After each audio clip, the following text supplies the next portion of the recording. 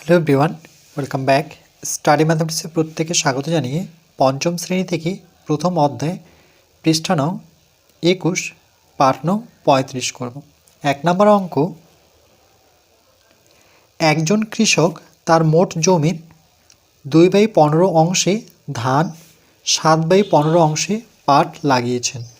ধান ও পাটের জন্য তিনি মোট কত অংশ ব্যবহার করেছিলেন সেটা আমাদের বের করতে হবে। তাহলে আমরা এভাবে লিখতে পারি যে ধান করেছেন মোট জমির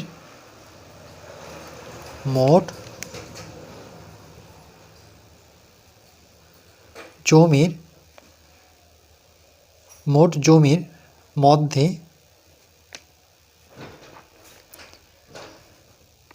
ধান করেছেন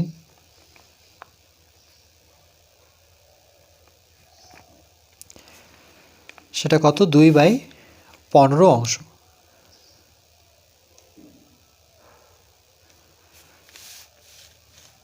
তারপরে পাট করেছেন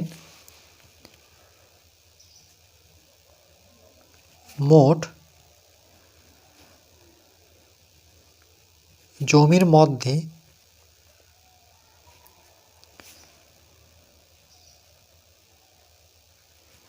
পাট করেছেন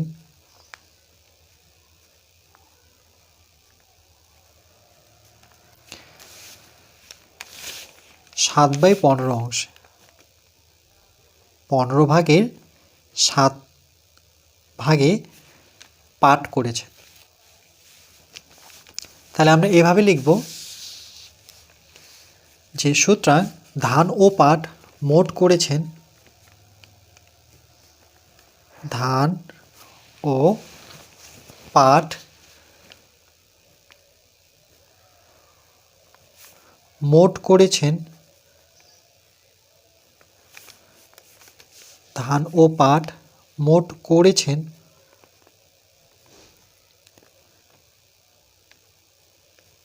সমান ধান করেছে কত 2/15 অংশে যোগ পাট করেছেন 7/15 অংশে। একক লিখব অংশ, যেমন এগুলোতে অংশ লিখতে হবে, অংশ। এবার যোগ চিহ্ন দিয়েছি তার কারণ ধান ও পাটের মোট করেছেন তার মানে যোগফল, দুটো মিলে কতটুকু ফসল করেছেন। এখানে দেখো দুটোরই হর একই। হর কোনটাকে বলবো, ওপরে যে এই লাইনের উপরে যে থাকবে সেটাকে লব বলবো, আর এই দাগের নিচে যে সংখ্যা থাক না কেন সেটাকে আমরা হর বলবো। তাহলে এই ক্ষেত্রে হর দুটো একই, এটাও 15 এটাও 15, তাহলে এখানে আমরা 15 লিখব। দুটো 15 লিখব না, 15 একটাই লিখব।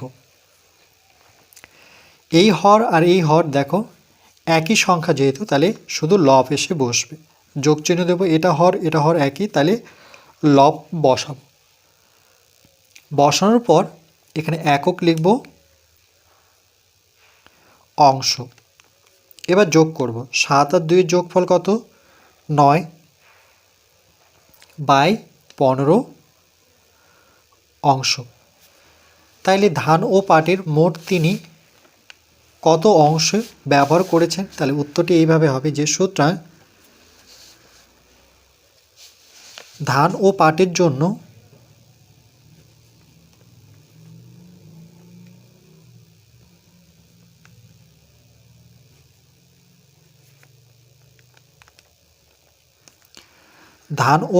জন্য তিনি মোট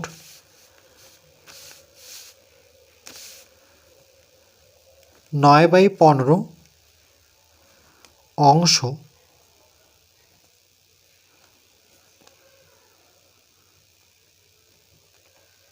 ব্যবহার করেছিলেন।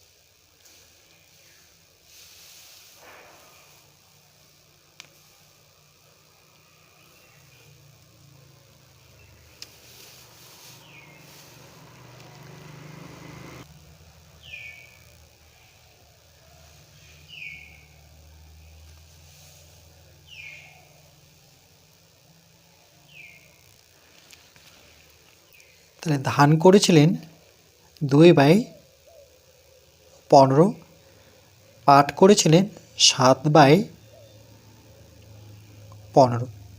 যেহেতু হর দুটো একই, তাহলে এখানে হরে বসাবো 15। হর দুটো একই থাকার কারণে লব বসাবো, হর দুটো একই থাকার কারণে 7 নেব। 7 আর 2 এর যোগফল হচ্ছে 9, নিচে থাকলো 15।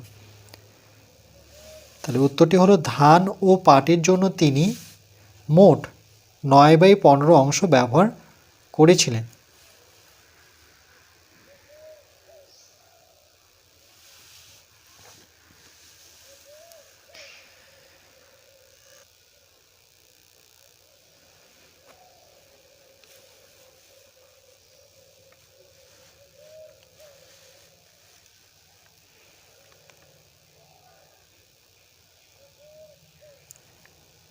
এরপর পরবর্তী পাঠ নাম্বার 36-এ পৃষ্ঠা নাম্বার 21-এর আমরা 2 দাগের প্রশ্নগুলি করব।